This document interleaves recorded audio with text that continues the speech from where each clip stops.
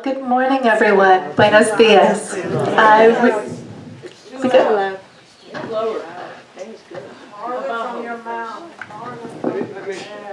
How's that? All right, thank you. I appreciate the feedback sooner rather than later. It's really a pleasure to be with you today. Thank you so much for coming out. To give you a little roadmap of where we're going this morning, I'd like to start by briefly introducing myself, and then I'm going to share with you some of my experiences and the lessons I've learned over the last decade of volunteering in Mexico, specifically in San Miguel de Allende, where I live. I will make the case that if someone, especially someone who's recently arrived, and I'm sure there are some of you here today who are new arrivals, the absolute best way to get to know your new community is through volunteering. As volunteers, we get to see our community through a very different lens. And we're also given truly excellent opportunities to get to know both locals and expats who share our interests and values. Some of the people I now love and respect the most, I met through volunteering and serving on nonprofit boards. I believe that I have come to truly know my adopted home by simply rolling up my sleeves and getting involved. But it is very easy to make mistakes along the way, and I have certainly made plenty, and people I know with the best of intentions have also made plenty. So I am happy to share with you some of those mistakes so that you can avoid making them yourselves. Then I'd like to take a little time to introduce my new book, and I'll be sure to leave time for Q&A at the end. Now, I should say right up front, I fully realize I'm preaching to the choir this Sunday morning, because I know this community of Lakeside and Lake Chapala Society in particular are all about getting involved in the community. You know of what I speak. You're all about finding ways to give back to this beautiful place and the beautiful people who so graciously welcome us. So at the end of my talk, when I do open it up to questions, I would also love to hear from some of you about the work you're doing and the lessons you've learned. So a little about me. I grew up in a small town near Seattle, Washington, but as an adult, I've been very lucky to have opportunities to live all over the world. In Shanghai, China, in Hirakata, Japan, Suva, Fiji, Oxford, England, now San Miguel de Allende, and a number of American cities, New York, Boston, DC, Palo Alto. A number of those moves came because I was working for the State Department, promoting human rights, especially in East Asian countries, particularly China. I absolutely love that work, but I chose to leave the State Department when I had two very young children because I didn't want to travel so much at that time. Also, earlier in my career, I had worked for a number of nonprofits that promote human rights or civil rights, such as A Better Chance, Human Rights Watch, and Internews, where I directed a program that taught journalists around the world how to better cover human rights. Now, I should explain that 25 years ago, before the State Department job, even before grad school, my husband and I took a backpacking trip. This was 1999 and 2000, all over Mexico and Central America. And the place we fell in love with the most was San Miguel. And we decided we'd come back and retire in 40 years, as one does. But then, when I left the State Department, and I wasn't going to be working for a while, and my husband was working for IBM at the time, and they were an early adopter of remote work. So if I wasn't going to be working, and he could work from anywhere, we decided not to wait for retirement. We came down on a one-year sabbatical to try out living here with kids. Of course, we immediately completely fell in love and have never left, and that was 12 years ago. So our sons were 4 and 6 when we moved here, and they've essentially grown up in Mexico. We were very lucky because we arrived at the exact time that an international school was opening in San Miguel. So we walked right into this very cool community of Mexican and expat parents, and teachers who are working to build a good school for our kids. And actually, that Canadian in the front row is one of those teachers. She was amazing. And there is just no better way to bring people together than working for a common cause. So some of those people are very much in my life today. Once the school was up and running reasonably smoothly, I sought out other ways to get involved. In San Miguel, just like here in Ajijic, there is no shortage of opportunities if you look for them. In San Miguel, there are over 100 nonprofit organizations, many founded and funded by Americans and Canadians, that work toward a wide variety of worthy goals. I am told there are over 100 organizations here in Ajijic as well. So I joined the board of Casita Linda. I served as VP for a number of years. I'm no longer VP, but I'm still on the advisory board. And I don't know if all of you know Lynn Garan. I saw her earlier this morning. She's been on the board for over a decade. If you don't know her, you should. She's fabulous. We recently completed our 150th house, which is an incredible milestone for us. Each very simple but durable house has a simple kitchen, separate bedrooms for boys, girls, and parents, a rainwater catchment system on the roof and cistern, and simple furnishings, all for approximately $15,000 US. While I was vice president, we also began to offer a series of free workshops in the communities where we build the houses, on topics ranging from childhood nutrition, self-esteem building, family communication, to more difficult topics like addiction, domestic violence, and family planning. Through my work with that organization, I learned about the lives of Guanajuato State's most marginalized citizens and the kind of interventions that can give them an effective leg up. So that's my first rather obvious bit of advice. Just get out there and get involved, either by joining an existing organization or by starting your own if there's something you'd like to contribute that isn't happening yet in your area. For example, in 2018, I gathered some friends together to start a new nonprofit called Mano Amiga.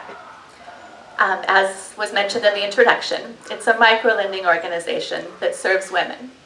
I believe really strongly in the power of microlending, and it wasn't happening very much in San Miguel, so we've decided to make it happen. Our mission is to empower women personally and professionally by providing interest-free loans, training, and mentoring to help them launch or expand existing small businesses. We've granted over 100 loans so far, most in the amount of 10 to 15,000 pesos. We lend only to women for a couple reasons. First of all, that's where we found the greatest need. Women face the most limited access to affordable credit. Since many work in the informal economy, banks won't lend to them. So often their only option, at least in San Miguel, was what we would call payday lenders that charge extortionate interest rates and trap people in a cycle of debt. So there was a huge need for a better alternative. Another reason we focus only on women is that in microlending programs around the world, women have proven to be excellent investments. They have high repayment rates. They use their profits to reinvest in their businesses and improve their families' living standards. Seriously, if you want to reduce poverty and change the world, invest in women. Our repayment rate is over 90%. Our entrepreneurs have started or expanded a wide range of businesses, from selling handmade crafts, jewelry, embroidered linens, and traditional foods, to operating corner stores and florist shops. We have an electrician, beauticians, a psychologist, and San Miguel's only female-run muffler shop. But whatever you choose, just by learning about some of the problems faced by the people or the animals or the environment in your area, you'll gain so much insight into the community as a whole. Another lesson I've learned is to be really flexible and open to opportunity when it presents itself. If you can recognize those precious, opportune moments, you can seize on them to make a difference.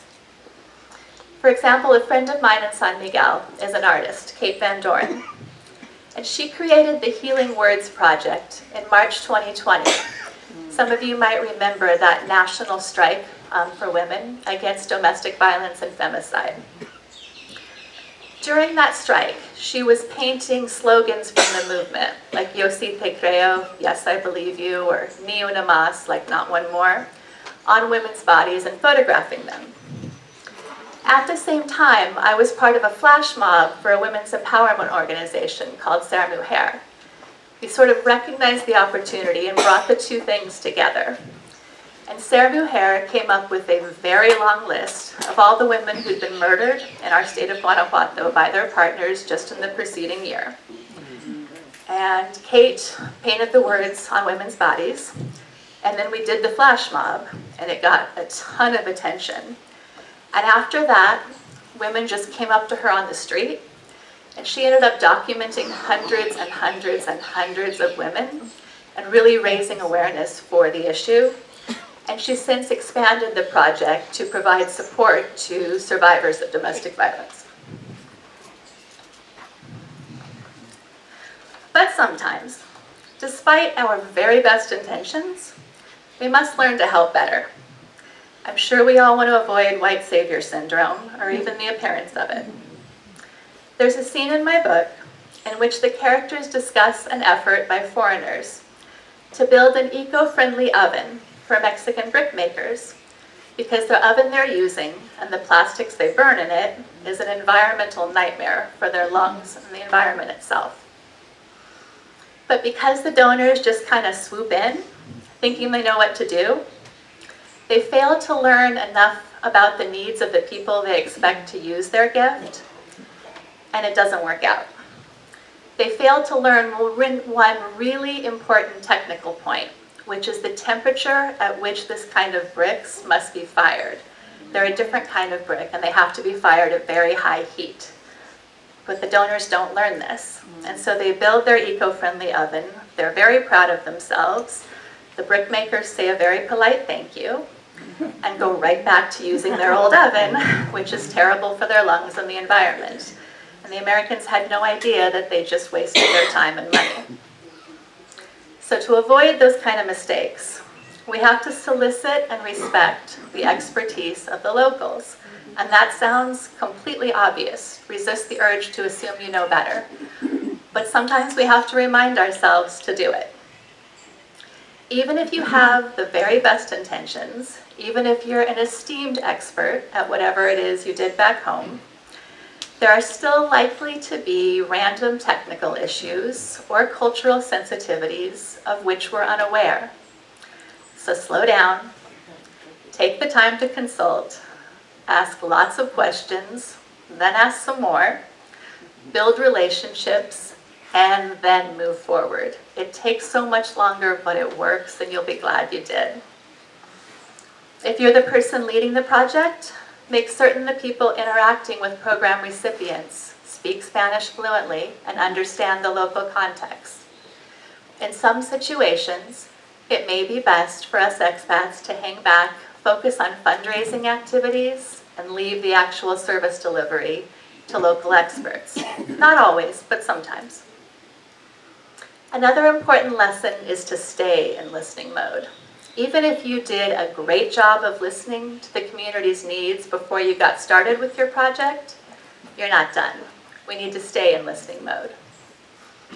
An example of this, there's a very cool guy in San Miguel named Dylan Terrell, and he runs a great nonprofit called Caminos de Agua. San Miguel, like a lot of the country, and the world for that matter, is facing a severe water crisis. And now the crisis isn't just about availability, it's about the quality of the water. Because we've terribly depleted our aquifers.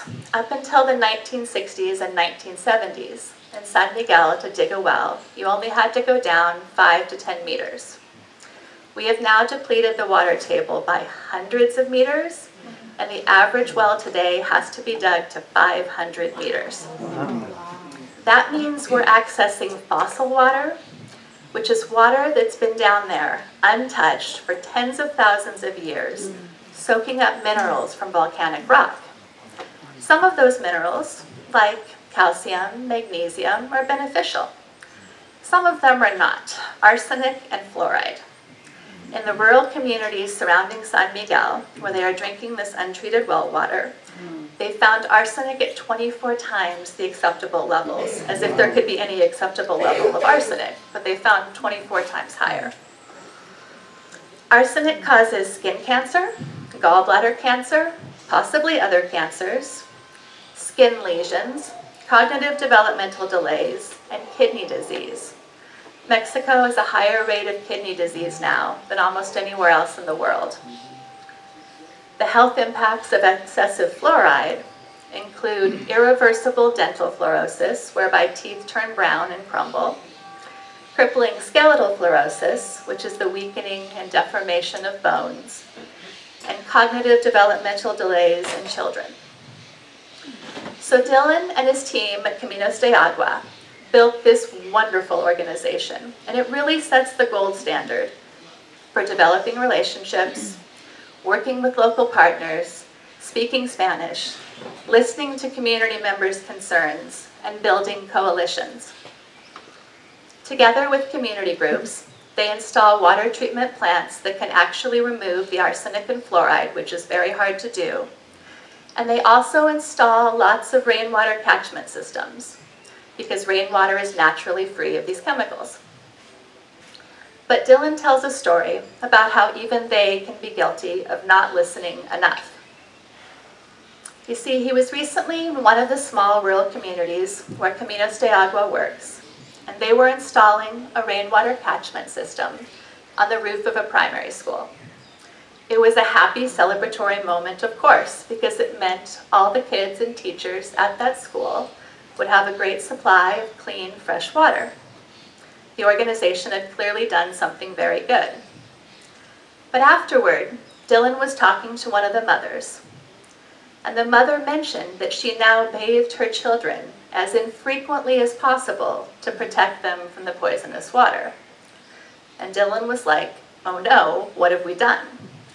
Because here's the thing, arsenic and fluoride cannot be absorbed through the skin. There is no problem with bathing in this untreated well water, only with consuming it. But the organization hadn't clearly communicated that fact, and so there'd been this unintentional consequence. They'd created such a climate of fear around the water that people were now overreacting and not wanting to bathe, which obviously also has health consequences. So we have to communicate clearly and listen continuously and make course corrections whenever there's a misunderstanding or whenever needed for any reason. I learned a similar lesson the hard way in a project with Casita Linda. Lynn, you'll remember this. The board at that time was constantly debating whether and how much to make improvements to the houses. Because the more we spend on each house, the stronger and more durable, the better it is, but the fewer houses we can build. The more we keep costs down, the more families we can help, but the house isn't of the same quality. And there are very reasonable philosophical differences about exactly where the perfect balance is. But on top of that, I was part of a faction of the board that lobbied to also spend even more money to offer the workshops like the ones I mentioned earlier. Workshops on childhood nutrition, family communication strategies, addiction, and other topics that community members expressed interest in. Because this way, the whole community could benefit, not just the families who were selected to receive houses. And very importantly, this way, the social workers running the workshops could really get to know community members. It was an excellent way to go in gently, to offer something of value to everyone, and really, really listen, to learn the needs of the community, and to learn which families were living in the worst circumstances and most needed our help. Well, at first these workshops were mostly attended by women, so we added women's empowerment elements to them, and the women enjoyed that, and we were quite proud of ourselves. But then we started hearing some rumblings of discontent from the men. There was a little bit of a backlash because it seemed like we were really focusing on and prioritizing the women. So we listened and we learned. We started offering some sessions just for the men and more for the couples together, because the point was to strengthen communities, not to cause any problems. So we had to listen and adapt what we were doing. My point here is absolutely not to scare you off from any aspect of community work. I know most of you know absolutely what you're doing, and I agree that we should be out there doing our best to make the world a better place enthusiastically and often. But sometimes we do need to learn to help better, to really listen and accept that we may not know best, be willing to adapt and try again. And along the way, we're certain to gain as much as we give. One way or another, wherever we are in the world, we can find enhanced purpose and connection through volunteerism and social activism. By pushing ourselves outside of our comfort zones and challenging ourselves to try new things, we facilitate our own growth as well as that of the community.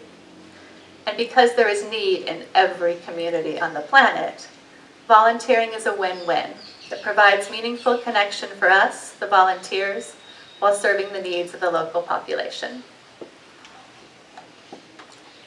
It's not vodka, I promise.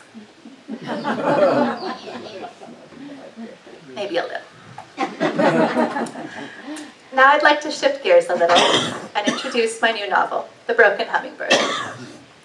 The connection between the book and volunteerism is twofold. First of all, a percentage of the proceeds from the book benefits Casita Linda and Mano Amiga, two of the wonderful organizations I was telling you about.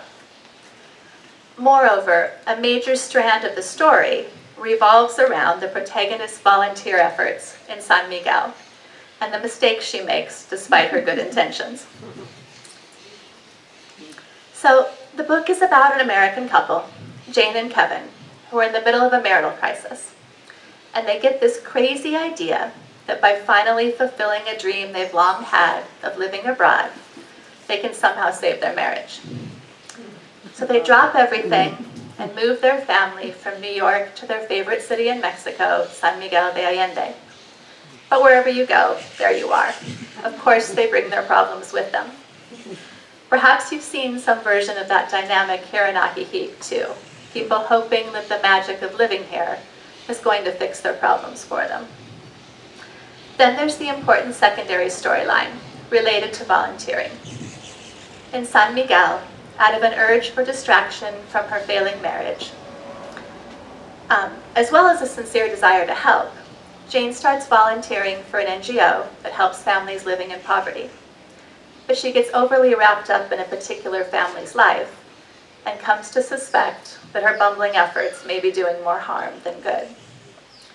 And around this point, she starts having some strange, vivid dreams about a hummingbird of all things, and starts remembering things from her childhood that she hasn't thought about in years. And so these three strands of the story, the unraveling marriage, the mission she takes on to help another family, and her own dreams and childhood memories, begin to intertwine in unexpected ways.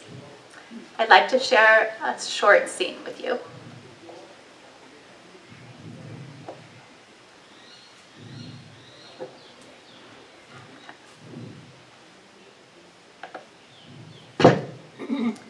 A hummingbird, her second in as many days, appears near the back wall of Jane's garden. She freezes so as not to frighten the delicate creature. Iridescent green wings flutter at an impossible rate as it darts back and forth. She recently read somewhere that a number of indigenous peoples, such as the Yaquis in Sonora, the Mayans of the Yucatan, and the Purapechas of nearby Michoacan, believe hummingbirds to be divine messengers sent by the gods or souls of the departed.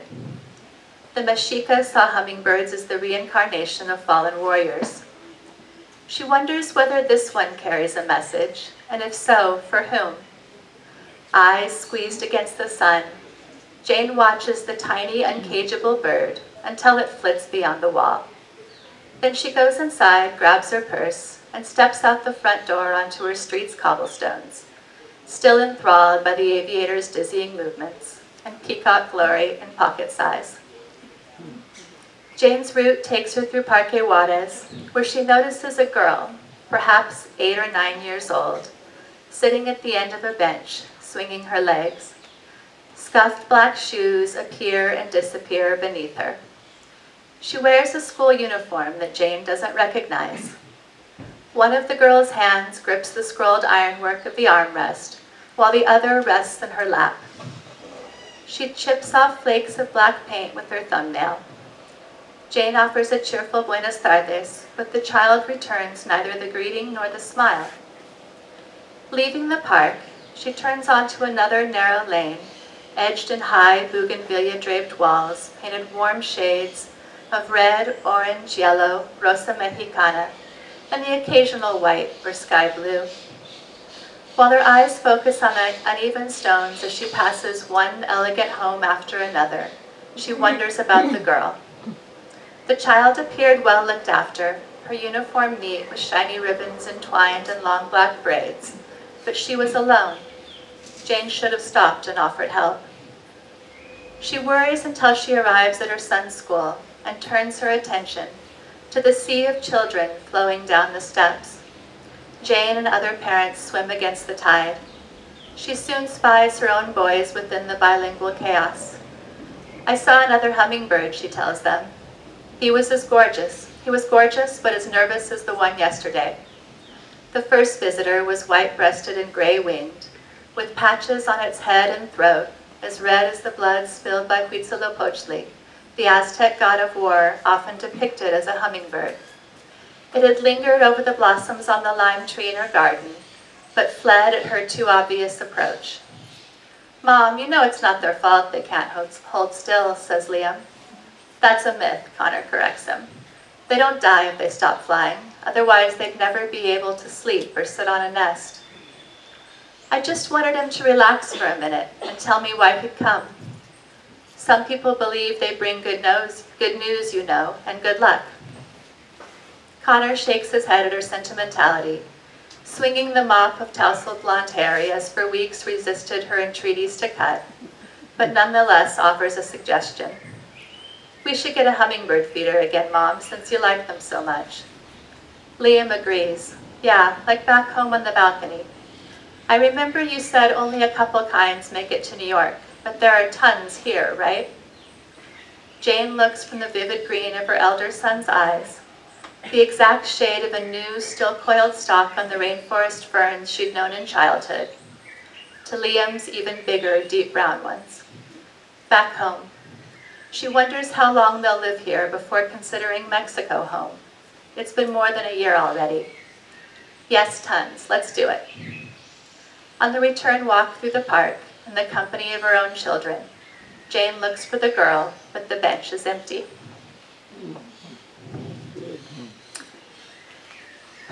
I would be very happy. I would love to take any questions about the book, about volunteering, and I'd love to hear your own stories. I know many of you are very hardworking volunteers, and I'd love to hear about it. First of all, thank you very much. That's excellent. To keep this in order, if you have a question, please raise your hand and wait for the microphone, and then stand up so we can all see you. You got a question, John? Oh, here we go. And like this. Okay. Thanks, Philip. What is the difference between your microlending organization and Kiva? When we got started, we looked at a variety of different models, from the original Grameen Bank in Bangladesh to the online platforms like Kiva. Kiva's amazing, and they're doing amazing work. We wanted to be a little more hands-on. There's a little less feedback to the donors with Kiva. It's a little more at a distance. And it's great if you're in the States and you want to be impacting someone around the world. It's fantastic. No notes. They're doing a wonderful job. But we wanted a very hands-on local program. So we have a social worker that works with the women. They go through training with a local partner nonprofit.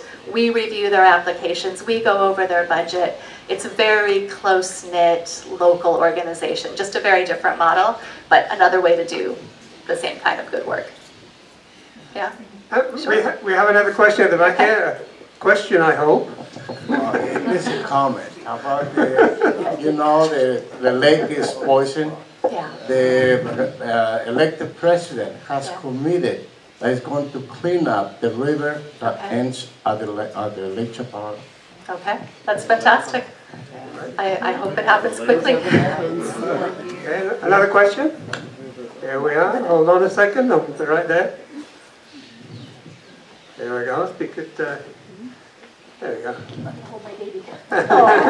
It's really a comment that I want to thank you for what you're doing, because I live in Mazatlan, Mexico, and it's going to sound like I'm bragging, and I don't mean to sound that way, but I'm volunteering for 5 organizations. Nice. Yeah, well, it's all fabulous. It feeds your soul, it feeds your heart, and next week I'm coming because of the cancer, because I was a stage 4 cancer survivor. I do have an announcement to make about that. Oh, no.